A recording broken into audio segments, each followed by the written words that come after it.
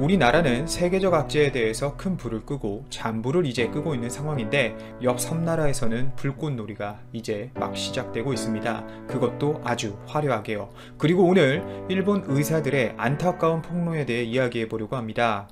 일본에선 세계적 악재로 인한 증세가 상당히 중증이 아니면 세계적 악재 검사를 받을 수 없다는 사실이 도쿄도 의사회가 일선 의사들에게 배포한 문서를 통해 드러나 현재 일본 내부에서 상당히 큰 파문이 일고 있습니다.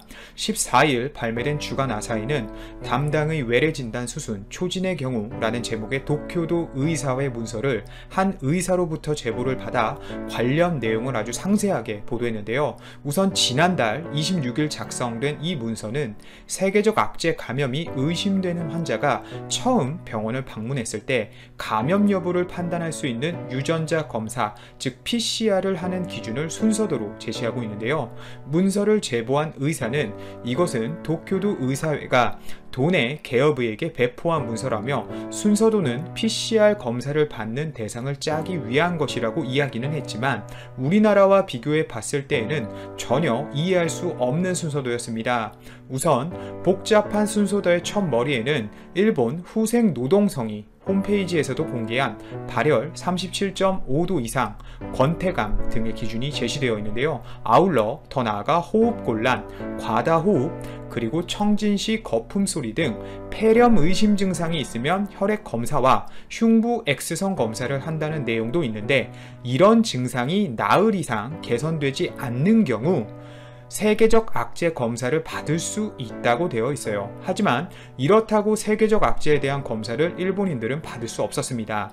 동시에 충족시켜야 되는 조건이 있는데 세계적 악재 검사를 받으려면 발열 37.5도 이상, 앞서 말씀드렸죠. 그리고 동맥혈 삼소포화도 93% 이하, 폐렴 증상이라는 이 세 가지 조건을 모두 동시에 충족해야 한다는 것이죠.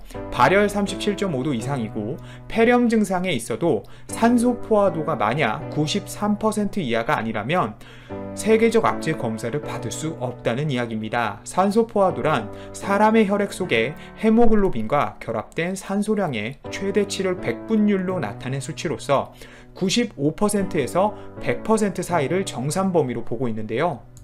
실제 제가 이 산소 포화도 93%의 기준에 대해 알아보니 우리는 일반적으로 정상인이라면 통상 98% 수준 정도의 산소 포화도로 살아가고 있습니다. 하지만 일본에서 제시한 이 93%의 산소 포화도는 쌕쌕거리거나 하하 소리를 내며 죽을 정도로 괴로운 상태라고 합니다. 사실 이 정도면 거의 확진이나 다름이 없는 상황인데 이것 또한 일본 아베 정권이 당장 확진자 수를 줄이려는 방법으로밖에 보이지 않는데요. 즉 죽기 직전인 사람만 사실상 세계적 악재 검사를 받을 수 있다는 이야기입니다.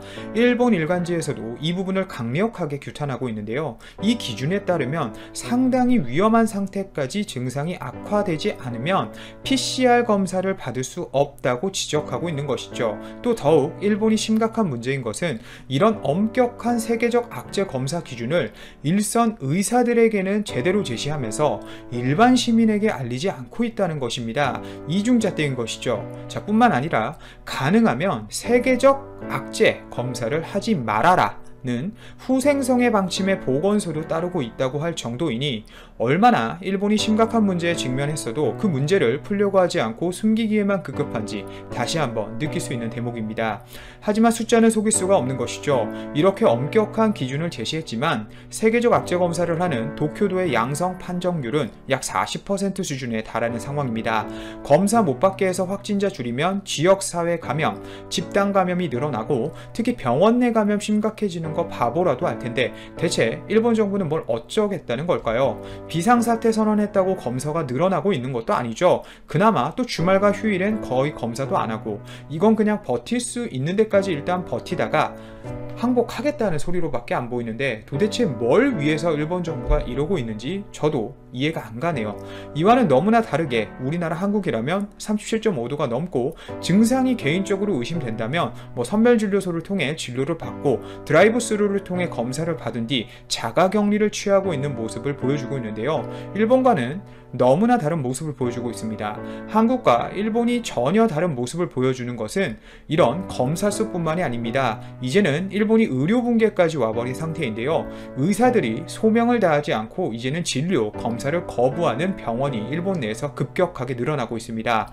마이니치 신문은 도내 바이러스 감염자 수가 급증하면서 많은 병원들이 집단 감염 위험과 고글 등 개인보호 장비 부족을 이유로 환자 수용을 꺼리고 있다며 이같이 전했는데요. 병상 부족 및 의료 거부뿐만 아니라 사실상 방금 말씀드린 이 개인보호 장비 부족 문제도 엄청 심각합니다. 긴급 사태가 선언된 한 지방자치단체장이 쓰레기 투입용 비닐봉지를 방호복 대신 쓸 정도로 일본 내에서 의료물자 부족이 심각하다고 호소하고 있는데요. 오사카의 민영방송인 이 MBS-TV에 따르면 마세이치로 오사카 시장은 14일 열린 기자회견에서 쓰레기 봉지를 뒤집어 쓰고 의료 현장의 사람들이 치료를 하는 상황이라고 방호복 수급 상황을 설명해 일본이 얼마나 현재 심각한 상황인지 여실히 보여주고 있습니다. 일반적으로 정부 관계자라면 이런 말 하기 쉽지 않았을 텐데 얼마나 아베 선에서 대책을 빨리빨리 내려주지 않으면 답답해서 이런 말을 TV에서 해버렸을까요?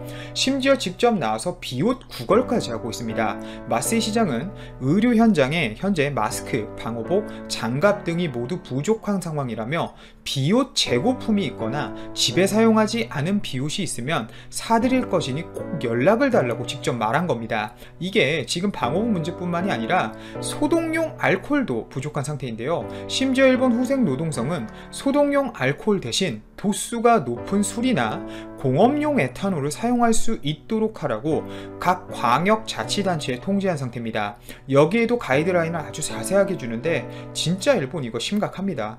그런데 이 와중에 대장 원숭이는 정신을 못 차리고 망언을 또 해버리는데요. 대장 원숭이가 이 세계적 악재 사태에 늑장 대응을 했다는 비판 여론에 대해서 전혀 대응이 늦었다는 지적은 맞지 않다고 반박을 해버린 것입니다. 교도통신에 따르면 아베 총리는 이날 중의원 본회의에서 출석한 자리에서 세계적 악재 확산에 따른 정부 대응과 관련해 감염 확대 상황을 객관적 사실로 평가하는 한 객관적 사실로 평가할까요? 일본이? 외국과 비교해도 우리나라, 일본의 대응이 늦었다는 지적은 맞지 않는다 라는 정신나간 소리를 하고 있는데요.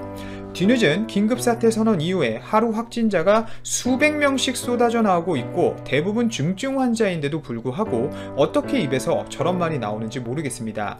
아베 총리는 지난 주말에 또 세계적 악재 확산 유행 국면 속에 자택에서 또 강아지랑 휴식을 취하는 모습을 트위터에 공개했다가 논란을 자초하기도 할 정도로 정신을 못 차리고 있는데요. 바이러스가 이 정도면 폐가 아니라 뇌로 들어갔나 봅니다. 이거 트위터 나오자마자 비판이 아주 쇄도했었고 실제로 긴급사태 이후 아베 총리에 대한 지지율이 5% 이상 급락하는 여론조사 결과까지 나오고 있죠. 심지어 지지하지 않는다는 응답의 비율이 지지한다 보다 높은 건 요미우리 조사에선 2018년 5월 이후 처음입니다. 상케이 신문 조사에서도 동일하게 지지하지 않는다가 지지한다 보다 훨씬 높았습니다. 방금 말씀드린 이 요미우리와 상케이 신문은 아베 정권과의 거리가 굉장히 가깝다는 평가를 받는 대표적인 우파 언론들인데요. 따라서 아베 정권을 일상적으로 비판하는 아사히나 도쿄신문 등 진보 언론들의 조사들과 비교해 봤을 때 아베 총리와 자민당이 받을 충격은 훨씬 더 클 것으로 보입니다. 그래도 또 이 상황에서 아베의 지지율이 40% 가까이 되는데 이 40% 가까이 되는 철밥통 지지층이 있다는 게 신기할 뿐입니다. 추천 한번 정중히 부탁드리면서 들어가 보겠습니다. 메이드 인 차이나 2025 중 핵심에 있는 반도체 굵기에 대한 내용입니다. 저번에 한 달, 두 달쯤 됐었죠. 돈 되는 라디오에서 허페이 창신, 옛날 이름이 이노트론입니다. 이노트론 메모리. 요즘에는 이제 허페이 창신으로 개명을 했는데 사명을 변경한 거죠. 디램 생산에 성공을 하고 판매에 돌입했다는 소식 전해 드렸었는데요. 이번에는 중국의 YMTC, 이 회사는 중국의 1위 반도체 기업, 규모로 치면 가장 큰 칭화유니 그룹의 자회사입니다. 중국에서 칭화유니 그룹이 이 반도체 규모로는, 회사 규모로는 중국 내에서 1위라고 보시면 되고, 인텔하고 협력도 진행한 바 있었죠. 물론 최종적으로는 트럼프의 방해로 그 협력은 어그러졌지만요. 이 회사가 2019년 하반기 96단 낸드 플래시를 리스크 생산했다는 소식은 제가 뭐 찌라시를 통해서 들었는데 시제품 수준이었고 양산은 이제 128단으로 바로 건너뛴다고 세간 전문가들 반도체 이제 현업에 있는 그 어떤 라인에는 알려졌었는데 이번에 그 공식적인 발표가 나왔습니다. 이번 보도는 일본 니케이 아시안 리뷰에서 나왔는데요. 중국 그 양쯔 메모리 테크놀로지라고 부르죠. YMTC. 이게 올해 말에 128단 3D 낸드 플래시 이제 양산에 들어가는 거죠. 그러니까 지금은 리스크 생산에 성공을 했다. 뭐 이런 어떤 일본과 중국 외신의 보도가 나온 거고요. 그 다음에 양산은 올해 말에 계획을 하고 있다. 뭐 이 정도로 보시면 됩니다. 리스크 생산이랑 양산은 격차가 상당히 있는 거기 때문에 그 점 고려해서 이제 참고를 하시면 될 것 같고 새 제품은 1.33테라 용량의 X2 6070과 512기가의 X2 9060 요렇게 나뉘고 쿼드 레벨 셀 그러니까 셀당 4비트씩 있는 거랑 트리플 레벨 셀 그러니까 셀당 3비트씩 있는 것을 지원을 해준다. 뭐 요정도로 큰 틀을 잡으시면 크게 틀리지 않을 것 같습니다. 그리고 요것에 대한 어떤 내용을 최근 협력사 YMTC가 협력사한테 낸드 플래시 견본을 제공해서 품질을 검증받았다라고 이제 뭐 발표를 하면서 YMTC 홈페이지에도 나와 있어요. YMTC가 1.33테라의 쿼드 레벨 셀 제품 출시로 뭔가 새로운 차원에 이르렀다라고 뭔가 조금 이제 좀 뭐 우습다고 할 수도 있지만 이런 자신감 넘치는 모습을 일단 보여주고 있습니다. 그리고 여러 협력사와 새로운 생태계 구축을 해서 상호 이익을 창출하겠다라고 일단 YMTC 홈페이지에는 적혀 있습니다. 이 낸드 플래시가 결국에는 셀이 저장 단위예요. 요것을 3D로 어느 정도 쌓느냐에 따라서 몇 단을 쌓았냐 소위 그래서 성능이 결정되는 거고 삼성전자나 SK하이닉스도 128단의 양산에 머물러 있다. 그러니까 요게 굉장한 수준입니다. 그리고 YMTC 말을 있는 그대로 믿더라도 일단 리스크 생산과 양산 사이의 지수 격차는 분명히 존재하는 거고 일단 저는 있는 그대로 믿진 않습니다만 일단 과거 중국이 해온 행태들을 익히 경험하신 구독자분들 뭐 돈되는 라디오 멤버십 가입자분들이라면 아시겠지만 중국이 발표하는 모든 데이터를 있는 그대로 받아들이는 건 당연히 무리가 있습니다. 최근에는 중국의 스타벅스라고 불리는 루이싱 커피 다들 아시죠? 루이싱 커피가 회계 부정으로 주가의 90%가 폭락하는 사례도 있었었죠.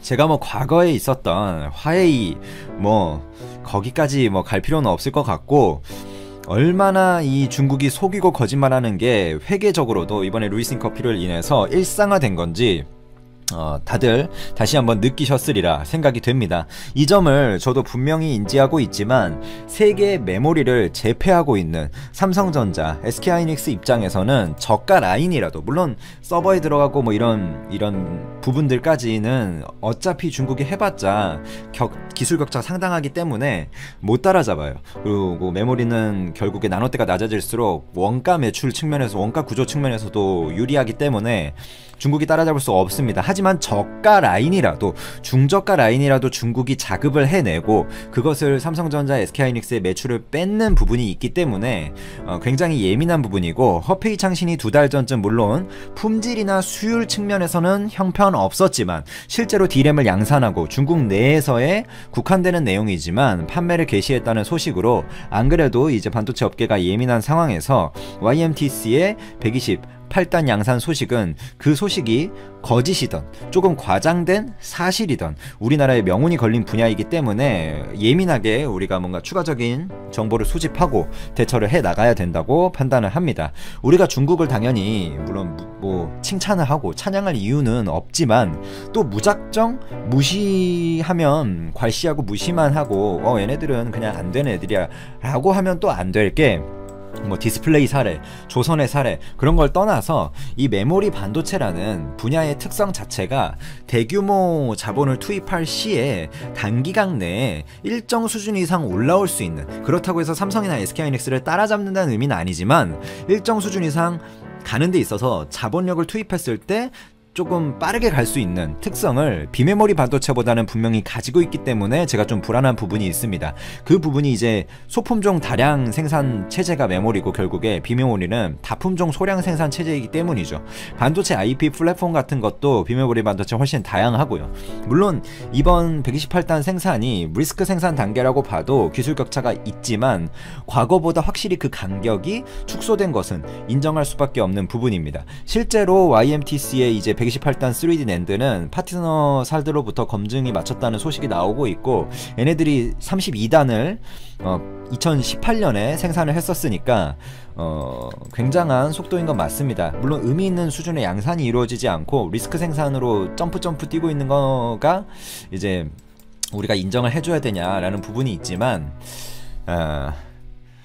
우리의 명운이 달린 부분이기 때문에 예민하게 또 반응을 해야 되는 부분이 있는 거죠. 이번 글로벌 이슈의 중심지에 또 글로벌 지금 보건 이슈가 있잖아요. 그 중심지에 얘네들이 또 공장을 두고 있는 상황인데, 그럼에도 불구하고 YMTC가 중국 정부의 승인 아래 가동 중단 조치가 전혀 없었죠. 푸젠진화가 마이크론 설계도 훔쳐서 디램 한번 해보려고 하다가 미국한테 박살난 것으로 많은 사람들이 중국이 디램 낸드 플래시 쪽을 완전히 떠났다 라고 알고 계신 분들이 많은데, 푸젠진화가 완전히 박살나서 먼지가 된 것은 맞지만 중국 정부는 지금과 같은 극한의 보건 경제 상황에서도 반도체만큼은 지속적인 특혜를 열어주면서 SK하이닉스, 삼성전자에게 수입하는 이 막대한 양의 반도체를 자급하기 위해 노력하고 있다는 것을 우리가 잊으면 안 될 것 같습니다. 중국이 지금 쏟아붓고 있는 분야들, 전기차 배터리, CATL, BRD, 그리고 디스플레이, BOE, 차이나스타, CSOT, 그리고 반도체, YMTC, 이노트론, 지금 창신, 허페이 창신, 이런 애들이 다 우리나라가 지금 세계 1위를 하고 있는 그런 분야를 다 조준하고 있기 때문에 중국의 지금 반도체 메모리 어떤 굵기에 대해서 우리나라가 전기차 배터리도 마찬가지고 디스플레이도 마찬가지고 소형 OLED 막 침투하고 있잖아요, 중국에서. 그리고 전기차 배터리도 LG화학이 지금 이제 세계 2위에 올라섰고 파나소닉까지 넘어설 지금 기세긴 한데 CATL이 좀 주춤하고 있죠. 하지만 그쪽에 중국 정부의 자원이 계속해서 투입되고 있다는 것은 우리가 경계를 해야 되는 부분이고, 메모리도 마찬가지입니다. 또한 디램 시장에서의 허페이 창신 건을 이제 이 얘기가 나온 김에 한 번 더 정리를 해드리면, 창신 메모리가 그러니까 대표적인 기업인데 10나노, 그러니까 1X 공정을 통해서 PC용하고 스마트폰용 디램을 지금 생산하고 있죠. 서버용은 엄두도 못 내고 있긴 합니다. 그리고 여기에 투자를 늘리면서 생산 능력 확대도, 캐파 확대도 가고 있고, 파운드리 쪽 짚어드리면 SMIC가 이제 미세 공정을 좀 더 가고 있고, 물론 4.5% 수준밖에 안 되고 지금 삼성전자도 파운드리에 힘을 쏟고 있기 때문에 SMIC랑 삼성전자랑 비교한다는 것은 좀 말이 안 되는 수준의 차이가 납니다. 하지만 이 SMIC도 마찬가지인 게, 중국에 지금 예를 들자면 하이실리콘 같은 패밀리스 회사들이 있죠. 그런 회사들이 TSMC한테 안 주고 그 다음에 삼성전자한테 안 주고 나는 조금 떨어지더라도 SMIC한테 줄래, 그거는 이제 중국 정부가 또 결정하는 거죠.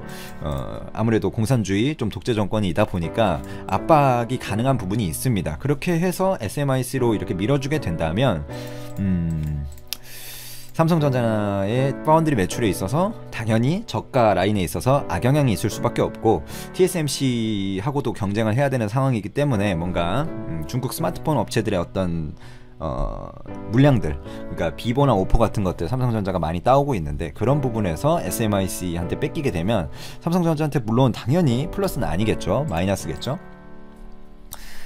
지금 2025년까지 중국이 메이드 인 차이나 2025를 통해서 반도체 자금률 70%를 목표로 막대한 투자를 하고 있고, 1차 반도체 펀드가 이제 한 24조, 그리고 2차 때 지난해였죠, 34조 가량 이 해가지고 한 58조, 근데 이 외에도 한 100조 가량 더 그 여러 가지 형태로 펀딩이 되고 있는데, 이렇게 대규모의 자본이 중국에서 이제 중국의 반도체 기업들한테 불공평하게 투입되는 만큼 우리나라가 좀 더 지금 물론 수준이 다르긴 하죠. 삼성전자의 경우에 지난달에 이미 EUV 공정 4세대 10나노, 그러니까 1A급 DRAM DDR5, LPDDR5 양산 체제까지 구축을 하고, 그러니까 파운드리에서가 아니라 DRAM에서 4세대 그리고 7나노도 이미 됐고, 이런 EUV 쪽에서 뭔가 D램에 적용해가지고 지금 양산 체제를 구축한 회사는 삼성전자가 유일합니다. SK하이닉스도 못하고 있고 마이크론도 못하고 있는 거예요. 마이크론은